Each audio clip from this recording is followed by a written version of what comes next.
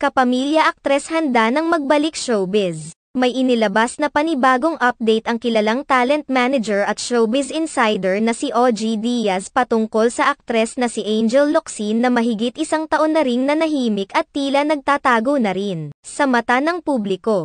Hindi naman nabago na marami sa mga fans ng batikang aktres ang napapatanong sa kasalukuyang kalagyan nito dahil sa biglaan na lamang nito pamamahinga at sa pagkawala nito sa limelight. Ayon kay OG Diaz, marami ang naghahanap ngayon kay Angel Locsin. May mga nagtatanong pa kung sila pa rin hanggang ngayon ng kanyang asawang si Neil Arce. Nabiro patuloy si OG Diaz kung may mga fan bang nais na maghiwalay ang dalawa dahil palaging tinatanong ng mga ito ang tungkol sa relasyon ng dalawa.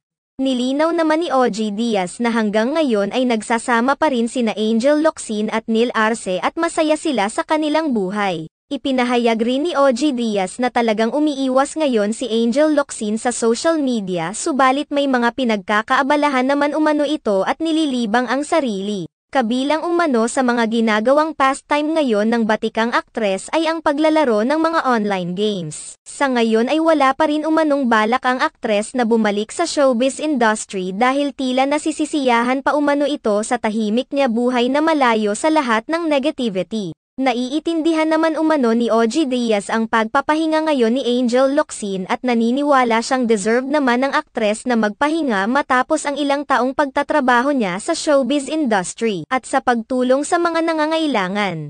Sa ngayon ay nag-e-enjoy pa umano ang aktres sa kanyang pinagkakaabalahan ngayon at pinagbibigyan naman umano siya ng kanyang mister na si Neil Arce dahil nakikita naman umano nito na nag-e-enjoy ang kanyang asawa sa pinagkakaabalahan nito ngayon.